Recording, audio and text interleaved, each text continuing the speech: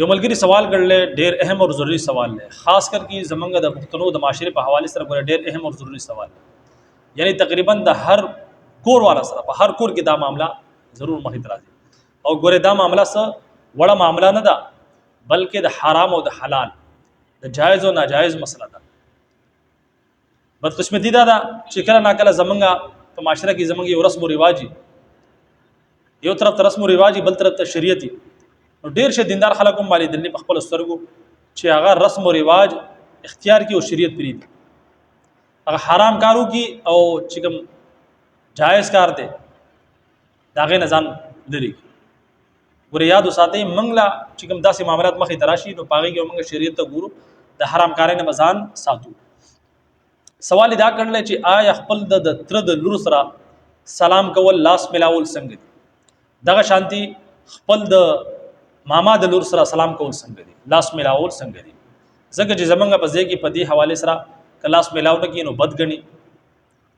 خپکان به جوړیږي. نو آیا شری حواله سره موږ له څه کول پکار؟ اور یاد وساتئ دا سه معاملہ چې کوم دي کنه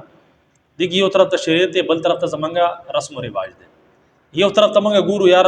د تر لور خپکیږي، د ماما لور خپکیږي، بل طرف ته موږ نه ګورو چې الله رب العزت خپکیږي. منګه د انسان خفقان ته ګورو، د الله خفقان ته نه ګورو. یعنی منګه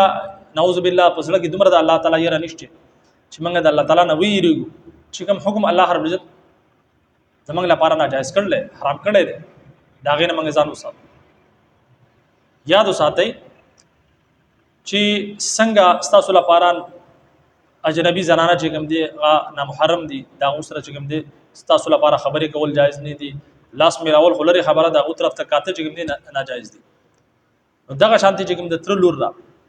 اگر چې تاسو سره رشتہ شته، رشتہ خپل پزې ده، خو د دې دا مطلب نه دی چې دا تاسو څنګه چې سکه خور ده دغه شانتي دا څنګه ده، بلکې ستاد د تر د لور سره چې کوم دي ستا نکاح جایز دی، دا ستا لپاره نه محرم ده.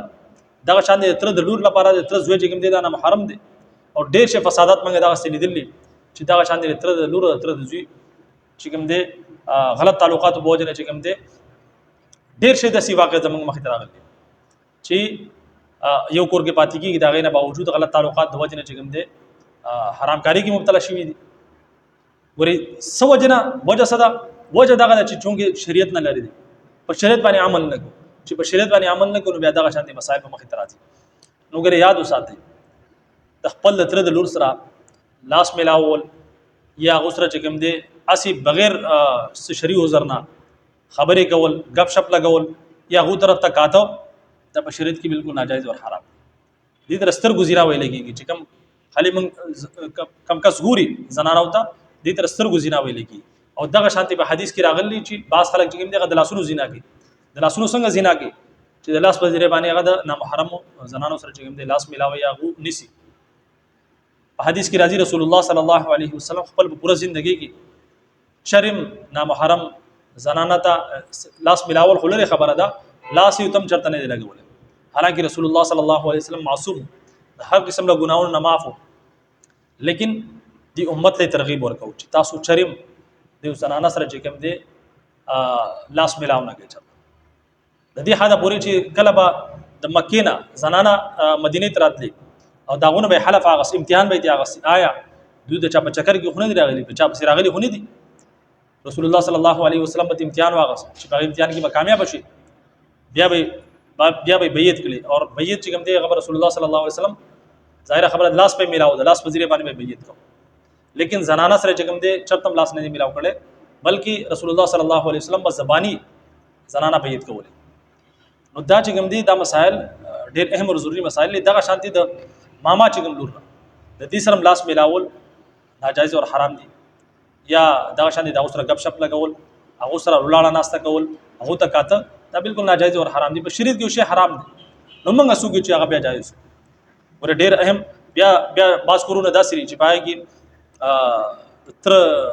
ځامن تر لونه چې دی پس کې یو ځای پاتې کې مشترکه کوری، پتا کې هم احتیاط پکار رہے. څومره چې کوم زنانه دي چې نګي دغه ګوري او له پکار ده چې هغه ځان چې کوم دي پرده کې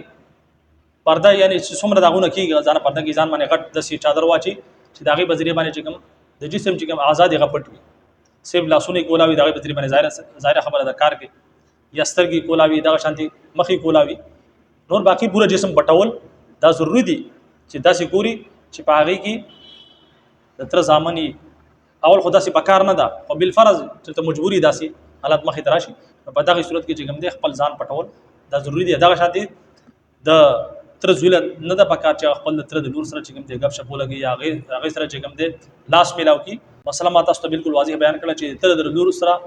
لاس میلاول دغه شانتي د ماما د نور سره لاس میلاول دا بالکل په اسلام کې ناجایز او حرام عمل له د دین ځان وساتي اگر چې هغه خفاول نشي هغه د خفشي تاسو به الله تعالی نه خفا کوي ځکه چې داغه خفقان چې کوم دی هغه باطل خفقان دی